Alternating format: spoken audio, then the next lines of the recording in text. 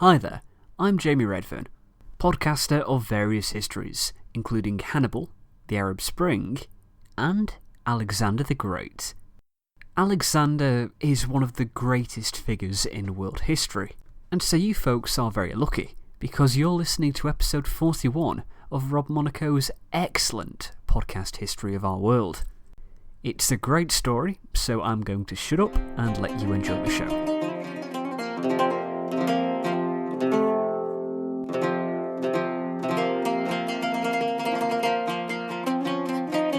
Welcome back to the podcast history of our world. Chapter 47, Alexander the Great. It was in the city of Corinth, or Athens, that Alexander and his companions had gathered to congratulate the young Macedonian's ascension to the throne. Many people, famous and otherwise, came out to greet him, except one, the cynic philosopher Diogenes. Alexander knew all about his teachings, and being a fan of his, made a personal detour to see the man who lived in a large tub. Eventually, Alexander's entourage came upon Diogenes, sprawled out and napping in the midday sun. The philosopher, stirred by the commotion, adjusted himself to see who approached. The Macedonian spoke first. "Greetings, I'm Alexander, the great king." "Greetings, I'm Diogenes the dog," he replied, and then laid back down. There was a chuckle from the crowd, but Alexander hushed them and spoke again. "You may ask any favor you choose of me." To which Diogenes replied, "Oh, well then get out of my sunlight." The soldiers laughed at the candor in his statement, but Alexander admired the philosopher's honesty and complete lack of fear for the mighty king. Alexander turned to his men and said, "If I were not Alexander, I would wish to be Diogenes." To which the napping philosopher replied, "If I were not Diogenes, I should also wish to be Diogenes." And so we see an early glimpse of Alexandros Omegas, Alexander the Great, the man who would one day conquer the known world. We've already mentioned his birth, his tutorage under Aristotle, his participation at the Battle of Chaeronea. I think I pronounced it Chironia last time, that's my mistake. Oh, and just because it's fun, there's also the story of how he tamed the wild horse Bucephalus, which made his dad real proud of him. Anyway, he was already a hit with the troops and wasted no time in picking up where his father left off. If there's one thing you're going to notice about Alexander, it's that he doesn't really like to sit still for very long. He's a big fan of what the Romans might call celeritas, speed. Constantly moving forward, because when you get to it, the moment you pause or take a breath is a moment that your enemy could gain the upper hand. Alexander's part in world history really begins in 336, upon the death of his father Philip. Even with the question of who was supposed to inherit the throne lingering around, most of Philip's generals and advisors considered Alexander to be next in line. And of course, so did he. So now that he's king, it's time to go really fast and lead the army straight into the heart of Persia. But hold on, those generals and advisors urged him to slow it down and take care of business at home first. Things would be far less complicated if no one could contest his claim to the throne, you know? Alexander agrees this is a fine idea and orders the execution of Amyntas, his older cousin. Remember that infant nephew of Philip, the one who should have technically been king? Well, he grew up. And while he doesn't seem to have wanted the throne, Alexander didn't really want to give him the chance either. Of course, if Alex hadn't wanted to pull the trigger, then his mom Olympias would have gladly stepped up to do it. Nobody's going to get in the way of her baby boy becoming king, especially not the young hussy Philip left her for. Olympias takes a more direct approach towards the remaining competition in Alexander's reign. It is written that she personally dragged Philip's new wife Cleopatra and the son she had recently bore him onto a bronze vessel where she roasted both to death. Gruesome. Oh, and then Alexander made his mom doubly proud by having Cleopatra's uncle Attalus killed as well. It's a bonding thing they've got going on. So now it's 335. Everyone who might have challenged him is dead, and Alexander moves on to testing his chops as leader of Philip's Corinthian League. As the head of the Macedonian-Greek alliance, he takes the military to go after a Thracian tribe called the Gatai, crossing the Danube River to get to them. While there, he encountered a new people to enter the region whom the Greeks would call the Keltoi, the Celts. Instead of fighting them, Alexander declared a treaty of friendship between their two peoples, bonding over their shared fondness for getting obliterated on wine. Alexander is a legendary drinker, by the way. While inebriated at the end of a meal, Alexander asked the Keltoi chief what his people were afraid of. The chieftain responded, "We fear no man, but there is one thing that we fear, namely that the sky should fall on us. But we regard nothing so much as the friendship of a man like you." Alexander smiled and nodded, and bade them farewell as he turned in for the night. But before that, he leaned over to one of his companions and said, perhaps echoing a catchphrase of a later Gaul, "These Celts are crazy!" And that's all we'll see from them right now. After this encounter, Alexander turned west to go after the Illyrians. His dad had only temporarily dealt with them. Some payoffs here, some fights there. Alexander, on the other hand, totally neutralized them. They'd think twice before messing with the Macedonians now.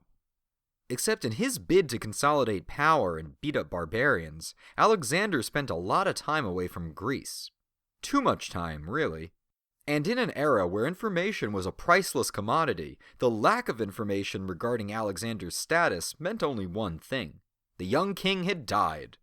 Demosthenes, our ignored doomsayer from last time, even went so far as to procure a witness who had seen Alexander fall in battle, and what, would he lie?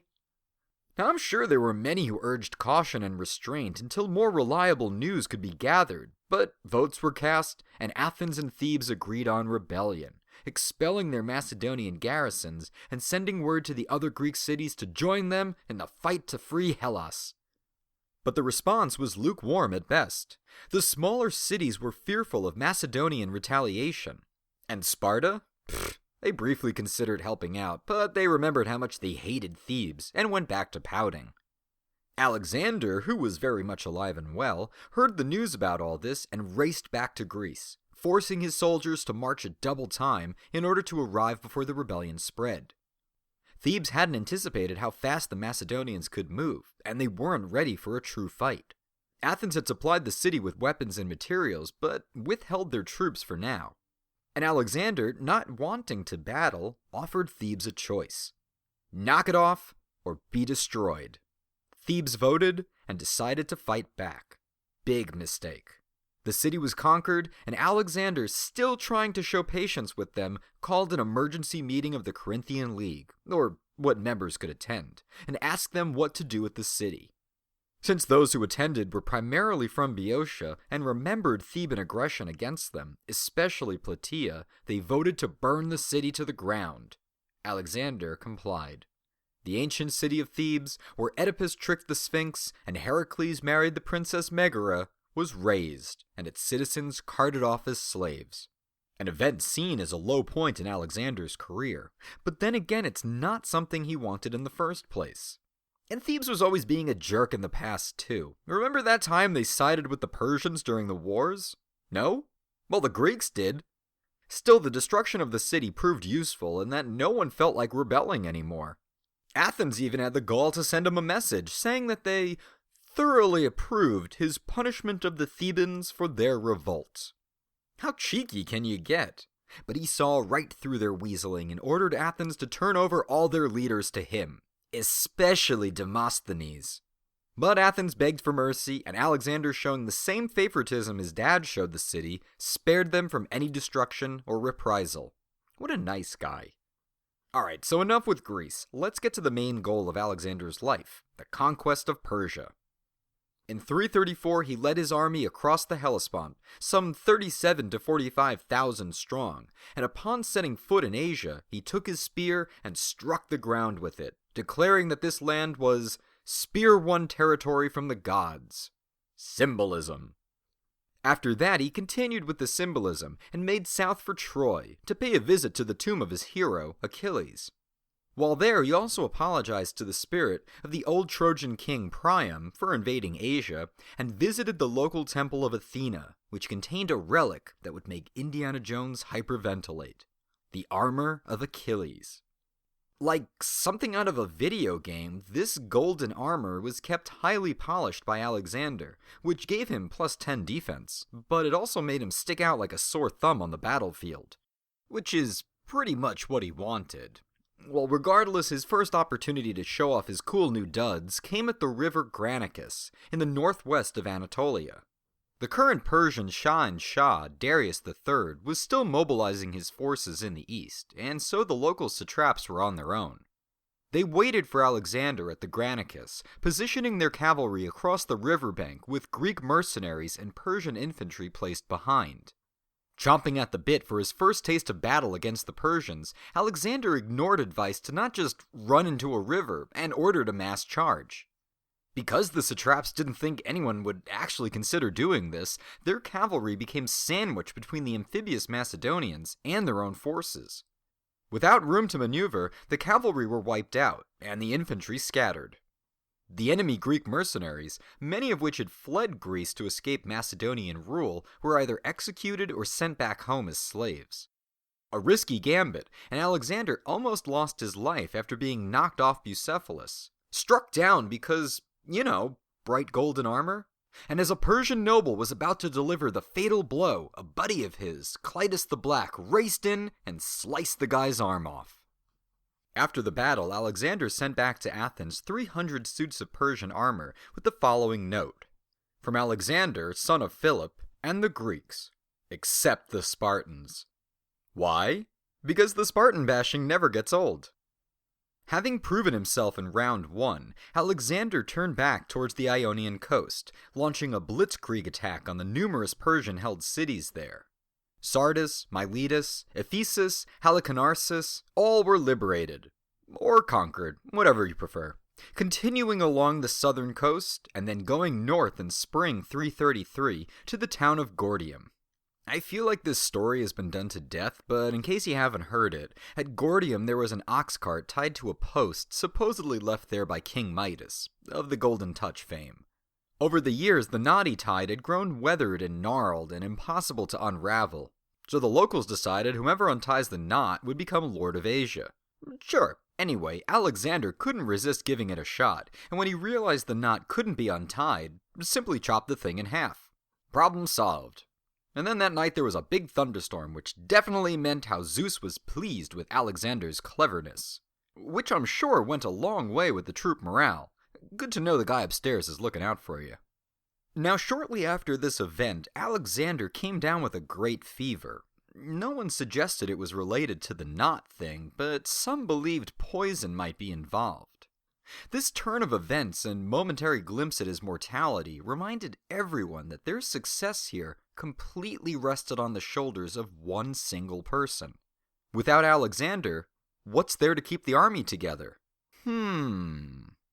But no worries, he recovered all the same. Now the question was where to go next. Asia Minor was more or less his, and he could have kept going east to reach the heart of the Persian Empire, but instead he turned south, towards the Levant. Why the change of direction? Hey, as long as he keeps moving, he's happy. But Alexander was also keenly aware that his finances were essentially drying up. Philip was already in debt trying to support the army, and Alexander was now drowning in it. So much so that the navy had to be disbanded to save on costs. A good decision anyway, because Phoenician ships completely dominated the eastern Mediterranean. No way the Macedonians could fight them at sea, so Alexander took a different approach. Simply conquer their home ports. Well, not yet at least, because Darius had finally arrived, bringing with him an army twice the size of Alexander's. The Macedonians were moving south along the coast, unaware that the Persians had swept around them and cut off their supply lines. In addition, Darius had entered the town of Issus, where Alexander had left all his men who were either too sick or wounded to rest up and recuperate. Here Darius swept in, slew the garrison left to protect them, and chopped off the hands of the survivors. The maimed soldiers were sent south to Alexander as a warning. A warning that was immediately ignored. The two sides met at the Gulf of Issus, which is where Asia Minor curves into the Levant. Darius greatly outnumbered Alexander, but because the Gulf was on one side and a river separated the two with mountains on the other side, numbers were not necessarily going to matter here. The Battle of Issus initially starts badly for the Macedonians. The Persian cavalry had done a number on Alexander's left flank, and the center troops were holding, barely. Javelin and arrow fire softened up whatever targets the Macedonians could hit, but it wasn't looking good. Until Alexander found the enemy weak point. In addition to his speed in battle, Alexander was excellent at zeroing in on the weakest point of an enemy's army and demolishing it. Riding atop Bucephalus alongside his famed companion cavalry, the Hetairoi, they made a bold dash towards the Persian left flank, which consisted of unguarded archers and light skirmishers. Easy prey. The soldiers routed and left an open path towards the main prize, Darius. The king was watching the battle from his chariot, and when he saw Alexander charging towards his position, he ordered his troops to get in there and protect him. Alexander even took a sword wound to the thigh in his blind pursuit until Darius finally lost his nerve and fled the battle. Without their leader and Alexander's cavalry now having turned around to fight, the remaining Persians broke rank and fled. In the end, the Persians had lost possibly 20,000 men, but the Macedonians had also lost nearly a tenth of their forces as well. The victory was costly for sure, and Alexander was wounded. Again. But there was a silver lining, or rather a golden one. In his haste to flee, Darius had left his royal camp, complete with all the accoutrements of battle, like his bow, quiver, and shield, but also a golden bathtub, which Alexander took a bath in, just, because. And, of even greater value, was that Darius completely forgot about his family. Yes, he had brought along his wife, his daughters, and his mom to the battle, and left them. When Alexander entered their tent, he found them huddled in the corner, terrified as to what the young king would do next. Immediately, Darius's mother begged for mercy, throwing herself at the feet of the man standing next to Alexander, his best friend, and maybe best friend with benefits, Hephaestion. Why? Because he was taller, and she just assumed that was Alexander. When she realized her mistake, she again feared for her family's life. But Alexander smiled and said, "You are not mistaken, mother, for he too is Alexander." Meaning that Hephaestion was one of Alexander's somatophilakes, one of his generals and closest allies, but also because he really was best buds with him, and probably something more. Oh, just so you know, Darius did try to buy back his family, writing to Alexander imploring him to accept a truce, and reminding him that there was no hostility between the Macedonians and Persians until he attacked. Alexander's response accused Darius of the sins of his fathers for invading Greece, and shaming him for losing the battle and abandoning his family. He ends the letter thusly: "In the future, whenever you communicate with me, you will address me as Lord of Asia. Do not write to me as an equal. If you dispute my right to the kingdom, stay and fight for it, but do not run away. For wherever you may be, I intend to march against you." Alexander next completes his conquest of the Phoenician cities, laying siege to Tyre in 332. From there he took Gaza, and probably stopped in Jerusalem. There's a story that the Judeo-Romano historian Josephus mentions of how Alexander realized he owes all his victories to the Jewish God, but that makes absolutely no sense, for reasons you'll hear in just a minute. In all likelihood, he probably visited the city. It's not that far away from Gaza, and there's a chance he might have even used some Jewish auxiliary troops to take the city, but the rest is speculation. Now, what's definitely true is that Gaza's the last city before one enters Egypt, and now that Alexander had taken it, he could now move on to conquering the land of the Nile. But there's no bloody battle to report on, or some fierce fighting to talk about. The Persian satrap, Mizaces, knew he had no chance of winning, and simply surrendered the region over to Alexander. Actually a very smart move. When Alexander installed a new Macedonian governor to manage Egypt, Mizaces was kept on as a high-ranking official. As for the Egyptian people, who had tried numerous times to overthrow their Persian rulers, they watched with trepidation over how Alexander would act, and were delighted to see him sacrificing to their gods. He was offered the double crown and became pharaoh of Egypt. Neat. At this point, he really shouldn't be sitting around lording it over Egypt. I mean, we gotta keep moving, right? No time to waste, let's get back to the Persians. But Alexander goes on a detour, out into the deserts to pay a visit to the oasis of Siwa and the priests of Zeus Ammon. You know, his mom had always told him that Philip really wasn't his father. He was really the son of a god. And not just any god, but Zeus, chief of all the gods. And maybe the priests could sort all this out for him. You probably know where this is going. Alexander carted in a whole bunch of treasure and asked them if this was true. Turns out yes, Alexander really is the son of Zeus and therefore a demigod. Wow, just like his idol Achilles and Heracles and all the Greek heroes. What are the odds, right? So, no, Josephus, you can't rewrite history here. Alexander was definitely into the whole demigod thing, and not a follower of Yahweh.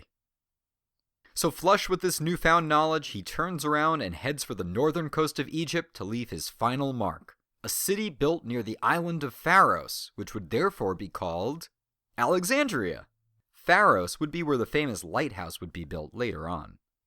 Okay, so if you've got your mental map handy, Alexander's empire, if you want to call it that, now includes Macedonia and Greece, Anatolia, the Levant, and Egypt.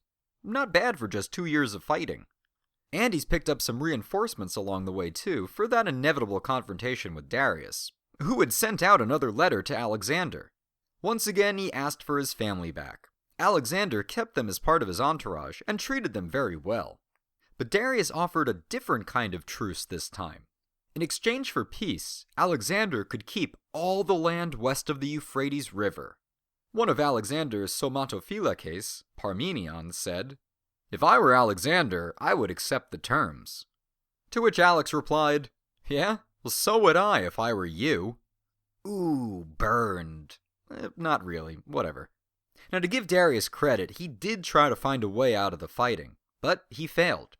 And so Alexander continued traveling east, through Syria and over the Euphrates.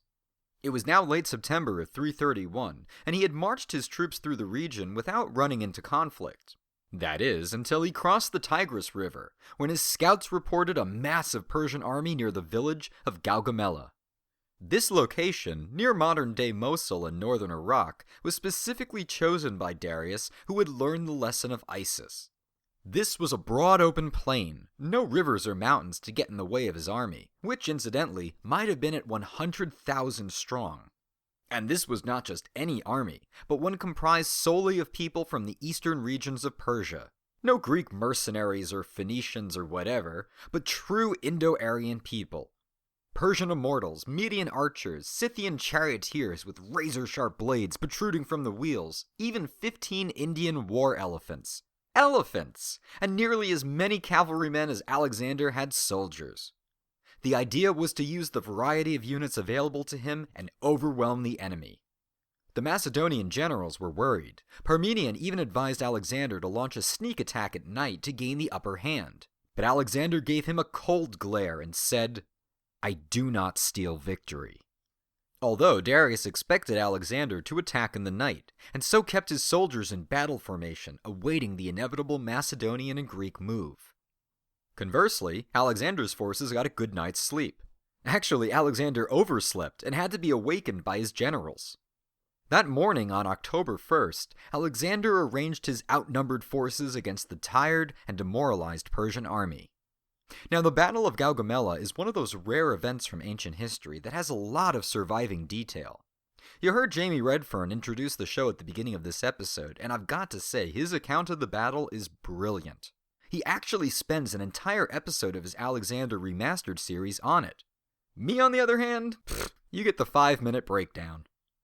Most of Alexander's infantry were put on the left wing, as to avoid a repeat of Isis. He and the companion cavalry took up the right, and allied Greek infantry, archers, and javelineers were in reserve, just in case Darius tried to sneak around or something. Now, Darius started by attacking the Macedonian left flank and center. Alexander used his cavalry, and owing to their skill and obedience to his commands, they were able to lure the Scythian charioteers into giving chase. If they had caught up, the Scythians could shred the horses to bits with their bladed chariots. But Alexander wasn't concerned. He led them right into his forces, the chariots making a beeline towards the infantry, when the Greeks simply stepped out of the way. Seriously, they opened their lines and the chariots went whizzing right by them, allowing archers, javelins, and those massive sarissa spears to take them down. Think about throwing a stick into a bicycle wheel in motion, and you'll get a good idea of what happened. Meanwhile, so many of Darius's cavalry were engaged with the Macedonian left flank that he left his infantry wide open. Alexander reformed his companion cavalry into a wedge shape, with him at the front of course, and slammed into the exposed soldiers, their light armor and wicker shields standing no chance. Following up were the rest of the Macedonian phalanx and the reserve Greek infantry, with Alexander's companion cavalry once again turning around to attack from the rear. At this point, Darius realized he had lost, again, and fled the battle. Alex could have pursued, but instead chose to stick around and help out his left flank, which was currently surrounded and actually on the verge of falling. Yet once the Persian commander realized Darius was gone, he ordered his men to retreat. Alexander took all his mounted units and pursued, chasing after and killing any fleeing soldiers. At the end, nearly half the Persian army was dead, compared to only 500 Macedonians. A huge victory for Alexander, and a crushing defeat for Darius. This time around, the Shah had abandoned the Persian base camp, which contained enormous amounts of treasure, nearly 4,000 talents of silver. Put in modern terms, that's about 230,000 pounds, or 104,000 kilograms, which, at the current value of silver when this episode was recorded, puts its value at about $72 million. Not bad. Also collected were numerous Persian weapons and armaments, including Darius's personal chariot, and, curiously, those elephants I mentioned. Apparently, they weren't even used in battle. Actually, it's one of those few things it's not really mentioned much of. I guess they were taken too, maybe as mascots or something. Gaugamela is the turning point in Alexander's campaign against the Persian Empire. Though Darius still lived, his cities and people had lost faith in his divine rule, and it seemed that Alexander couldn't be defeated. Maybe he really was the son of Zeus, as he claimed. Who else could move with such lightning speed and be victorious against the greatest empire in the world? Now one has to wonder if Alexander had to face up against Cyrus or even Xerxes. Could he have gotten this far? Or if Darius had given his troops some much-needed rest, would the Macedonian and Greek army prevail? Sounds like an episode of Twilight Histories if you ask me. But as for us, we leave this episode with Darius on the run and Alexander making his way into central Iran. The cities of Babylon and Susa had already opened their gates for him, and those satraps who had followed in their Egyptian colleagues' steps were also rewarded by keeping their administrative positions. All in all, despite the bloodshed and violence, Alexander was turning out to be a fairly generous conqueror. A little too generous if you ask around camp. That business with the whole I'm a god thing didn't sit well with the older folk. And now this whole pardoning Persians thing and letting them rule? What's next, making Macedonians dress up as them and marrying their women? Well, funny you should mention that. But we'll leave off there and continue next time with Alexander's adventures in the East and beyond on the podcast history of our world.